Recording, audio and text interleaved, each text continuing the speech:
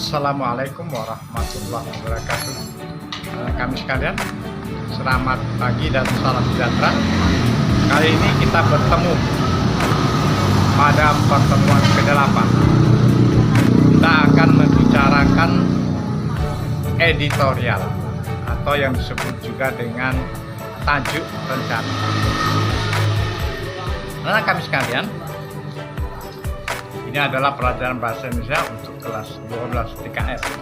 Ya, sekali lagi, editorial atau teks editorial atau yang disebut dengan tajuk rencana.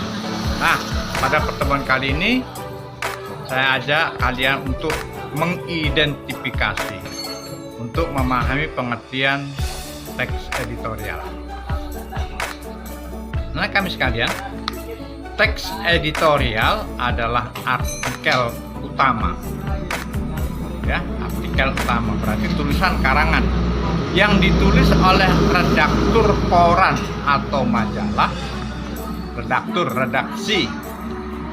Ya, berarti orang-orang pimpinan-pimpinan ya, yang merupakan pandangan redaksi terhadap suatu peristiwa atau berita aktual yang sedang terjadi atau menjadi sorotan. Dia bisa berbentuk fenomenal, kontroversial, atau menimbulkan perbedaan pendapat. Kemudian teks editorial disebut juga dengan tajuk rencana ya. Nah, ini dalam definisinya. Ingat, editorial sama dengan tajuk rencana. Teks editorial dapat diasumsikan sebagai sikap institusi media massa terhadap peristiwa yang sedang dibahas.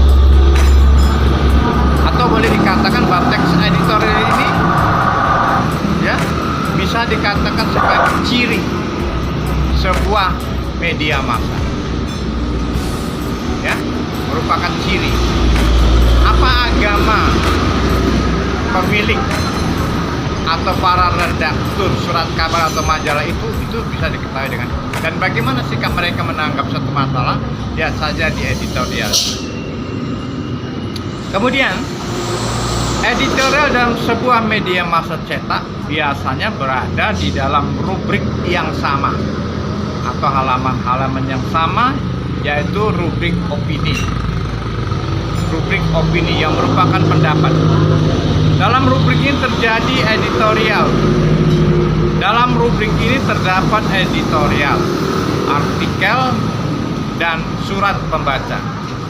Ketiga ragam opini biasanya berada di bagian tengah surat kabar atau majalah. Jika dicermati satu demi satu setiap rubrik, halaman awal biasanya berisi headline news atau berita utama.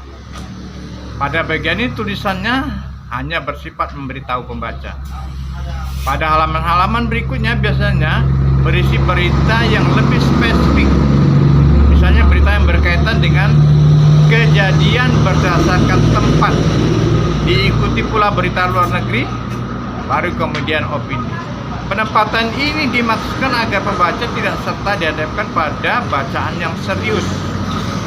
Setelah memiliki wawasan cukup mengenai berita itu, pembaca akan lebih mampu memahaminya jika dilanjutkan dengan membaca opini. Kemudian, permasalahan dibahas dalam teks editorial ada permasalahan yang berkaitan dengan peristiwa berita yang sedang hangat dibicarakan.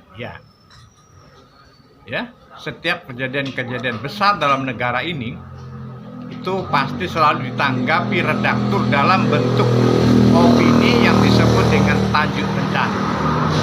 Dan ingat, tadi saya katakan bahwa tajuk rencana ini bisa menjadi sebuah ciri bagi masing-masing media massa. Ya, itu pasti kelihatan menjadi ciri.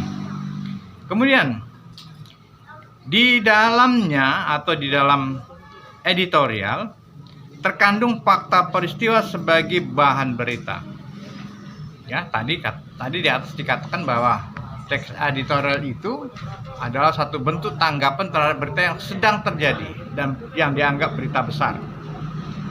Fakta ini ditelusuri kebenarannya dengan berbagai strategi.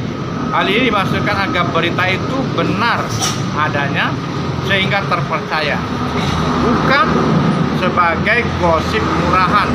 Di samping itu harus diidentifikasi dan dipastikan apakah fakta peristiwa tersebut aktual atau hal-hal biasa. Jadi di atas sudah saya katakan, ya, hal-hal yang dianggap besar, ya, dan faktual dia nyata, sehingga ada fakta-fakta yang harus menjadi dasar pemberitaan. Jadi editorial itu merupakan teks berita, ya, yang sedang hangat terjadi. Kemudian fakta peristiwa yang dipastikan akan dijadikan sebagai bahan berita dalam editorial, dianalisis untuk menghasilkan sebuah persepsi redaksi. Biasanya persepsi didasari oleh berbagai dimensi masalah. Agar persepsi ini memiliki nilai opini yang bermutu tinggi, redaksi akan menunjuk berbagai argumentasi. Berstandar pada argumentasi inilah sebuah editorial direkomendasikan untuk menjadi sebuah solusi.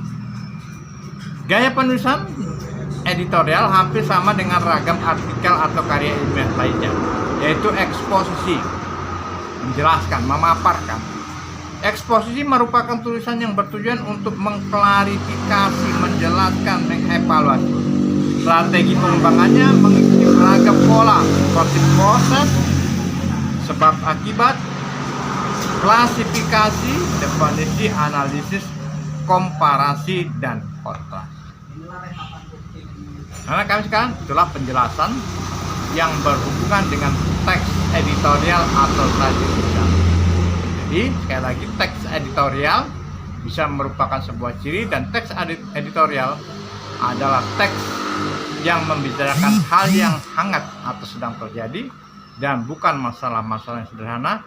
Kemudian ada lagi syaratnya, yaitu aktual, nyata terjadi, sehingga ada waktu, tempat, ya, peristiwa-peristiwa yang nyata.